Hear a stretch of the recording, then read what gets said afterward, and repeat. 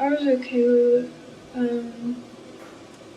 Just the fact that it happened so quickly, it gave me peace of mind because it wasn't torture or anything.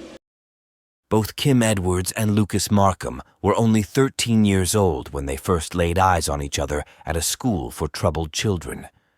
Both seemed to fall hard and fast for each other. Those who knew them described their relationship as unusually intense. Kim's mother, Elizabeth, however, perceived their relationship as far more problematic than that. There was just something about the boy, and especially something about the way that he and her daughter were together, that seemed to indicate trouble. At one point, Elizabeth had even remarked that the pair seemed like they were, quote-unquote, a time bomb waiting to go off. Kim and Lucas's relationship was weird at times. They were very, very close, and it did sort of creep me out at times when I looked at it. Two kids that just didn't really feel like they had anybody else, and they were always attached. Kim and Lucas's relationship was absolutely toxic. Those two saw themselves as them against the world. It was needy, it was controlling, it was the type of relationship that no 14-year-old should be in. They were completely wrapped up in each other and nobody else existed. Kim and Elizabeth had been at odds with each other for almost as long as Kim could remember. By the time Kim reached her teens, frequent fights had become the rule rather than the exception.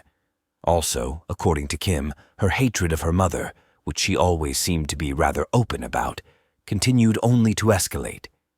Holding on to the hope that they could miraculously better their relationship, Elizabeth would arrange for the family to attend counseling sessions and things of this nature, but her efforts would ultimately prove themselves too little, too late.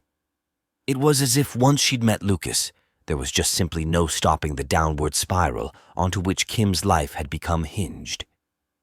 In October of 2015, having grown sick and tired of not being allowed to see each other when and where and how they liked, the two star-crossed lovers decided they would run away together.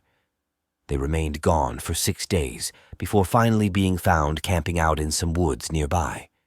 For Elizabeth, this was the final straw, and she forbade Kim from seeing Lucas altogether. This decision both devastated Kim and also caused her to hate her mother even more. It furthermore prompted Kim, in March of 2016, to take an overdose of painkillers. Kim would live through that attempt, but she would also make clear that living without being able to see Lucas was something she didn't feel that she could do. It appeared that neither Kim nor Lucas, now both 14 years of age, were about to take any of Elizabeth's new rules lying down. Thus, it was only a matter of time before they would concoct a plan that ensured that Elizabeth could never stand in their way again. On April 9th, 2016, it said that Kim and Lucas took to barricading themselves in his room, but upon realizing she'd left her birth control pills at home, Kim decided to return. But what she saw when she got back to her mother's residence made her furious. Elizabeth, it appeared, had disposed of all Kim's belongings. This was the final straw for the young couple. Later, Lucas would recall blurting out the words, "I wish I could kill them." To which Kim, being under the impression he was joking, responded, "Yeah." Lucas would further explain that, quote, "Then she realized I was being serious, so she started being serious as well." End quote. So in the end, it was mutual. And yes, the couple both agreed that the best way out of their predicament was for Kim's mother to die. And so, together, they would kill her.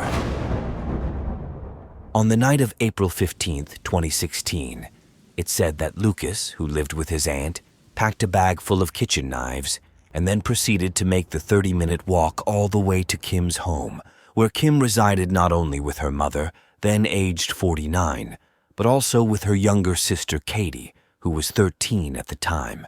As for the girl's father, all Kim knew about him was what she had heard from Elizabeth, and that was that he'd abandoned the three of them when the girls were both still babies.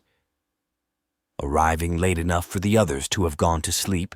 Since Kim shared a room with her little sister, she let Lucas in through the bathroom window. Lucas would then quietly remove the knives from his bag, and as had been prearranged, he made his way into the mother's bedroom, where he began to stab her in the neck while she lay sleeping on her side. He then reached for a pillow in attempt to finish the job by smothering her to death.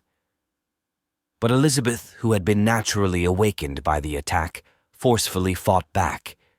She would continue to claw at Lucas while he struggled to end her life.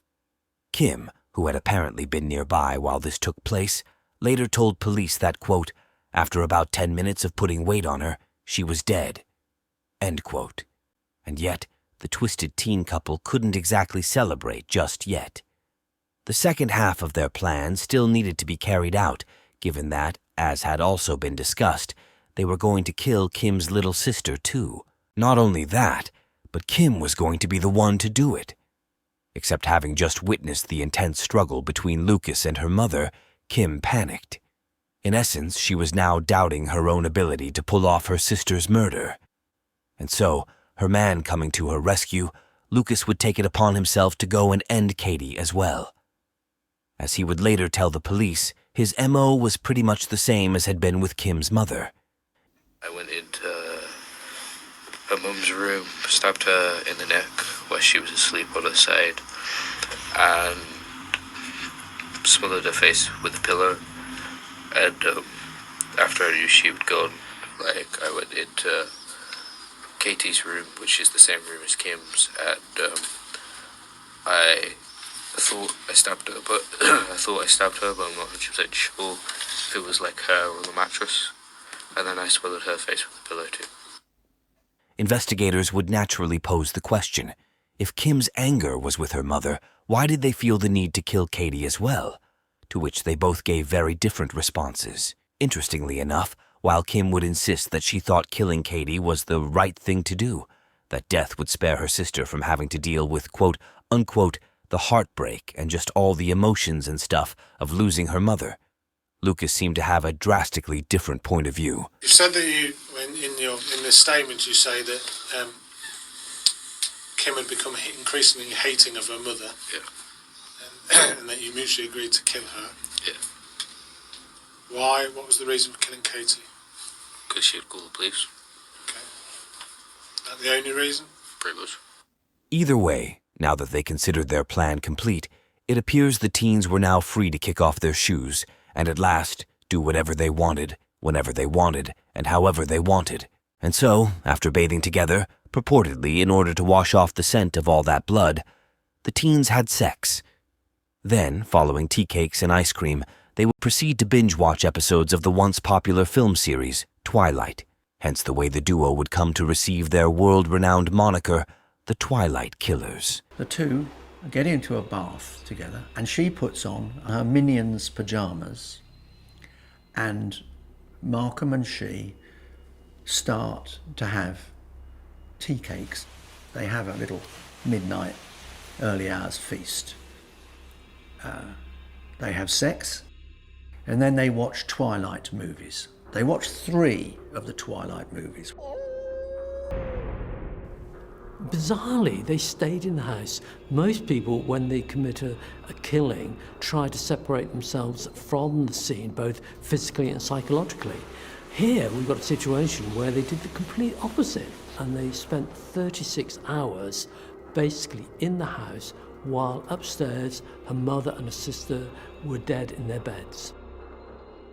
According to various sources, for whatever bizarre reason, their original plan had been to take their own lives following the murders. It's said that Lucas had brought over pills and alcohol to help the cause, but that they decided against it when Kim complained that she hated the smell of alcohol. And so, instead, for the next 2 days, the couple would hang out under the same roof as the 2 bodies, mostly just having sex, eating ice cream, and indulging in trash TV. And then, on April 15th, 2016, there would be a loud knock on the door of the Edwards home. It appears that after not seeing or hearing from Lucas for 2 days, his aunt had phoned the police asking to file a missing persons report. When cops inquired as to where she thought he might have gone, naturally her first thoughts went to Kim, just from knowing how inseparable the two lovebirds could tend to be. It's said that when they heard the cops at the door, however, the so-called Twilight Killers would not get up to let them in. The police had no choice but to force entry into the home, and once they had managed to break down the door, police would discover the teens nestled casually together in front of the TV set, looking as if nothing were out of the ordinary at all. It's said that when police next posed the question as to what happened, Lucas calmly responded by stating rather matter-of-factly, "Why don't you go and look?" Go and look is exactly what the police would do, and what they'd come to discover would leave them aghast. Neither of the bodies had been moved since the night of the slaughter, and no efforts had been made to clean up any of the massive amounts of blood. For detectives, it was an immaculately preserved pile of evidence, but hard to look at nonetheless. Suffice it to say that both kids were promptly cuffed and taken into custody. Throughout both interrogations, detectives couldn't help but take notice of how unfeeling the teens seemed to be. Most people who have studied this case are completely baffled by the children's attitude after the killing. He stabbed her through the neck, I think, through that way, because she was on the side. Her confessions to the police are, to put it politely, calculated, cold. She shows no regret. She doesn't demonstrate any sense of remorse. This apparent lack of remorse, it said, would continue on even throughout all subsequent court proceedings. The girl's callous attitude was thought to be particularly astounding. The following is just one of the chilling statements made by Kim, in her own words. Quote, "I was excited about killing my mother, and I was looking forward to it." End quote. And yet, ironically, this excitement she refers to, one cannot help but wonder, at the end of the day, what exactly did either of the teens really gain? Disgustingly enough, at face value it looked as if two innocent people had traded their lives simply so two selfish kids could lounge around for 2 days doing nothing they probably couldn't have done anyway, had they played their cards a little more strategically from the get-go. Another individual who opened up to give her side of the story is none other than Mary Cottingham, Kim's half-sister, who at that time was 26 and lived with her husband and children in another nearby town. Like others, she can only recall the shock and disgust she felt in the courtroom when witnessing firsthand the lack of remorse her sister seemed to have when it came to the murder of their little sister, whom by all accounts Kim had never had any problems with. In one interview, Mary would recall how, in the few times the sisters' glances happened to meet, Kim would throw her what she interpreted as a triumphant smirk. On one occasion, Mary vows, the smug look on her sister's face was enough to send her running out of the courtroom, feeling literally sick to her stomach. In her mind, Mary feels she will never find peace over what has been done. There are also memories and thoughts she will never be able to shake. Not only was Mary handed the excruciating chore of identifying the bodies that day they were discovered, but there are other things that haunt her as well, like, for example, the knowledge that Kim merely stood there listening to their mother gurgle, even as she continued to struggle against her assailant. As for whether she ever saw anything like this coming, she states that, quote-unquote, "I knew my sister was unhinged, I just didn't think she was that unhinged." Both teens would be put to trial at Nottingham Crown Court, and come November 10th, 2016, a jury of 7 men and 5 women would find both Lucas Markham and Kim Edwards guilty of murder. The troubled teens would each subsequently be sentenced to 20 years in prison, although in 2017, both sentences would be reduced to 17 years. And how do you feel about it on reflection now? The same way. What, relieved that it's done? Yeah.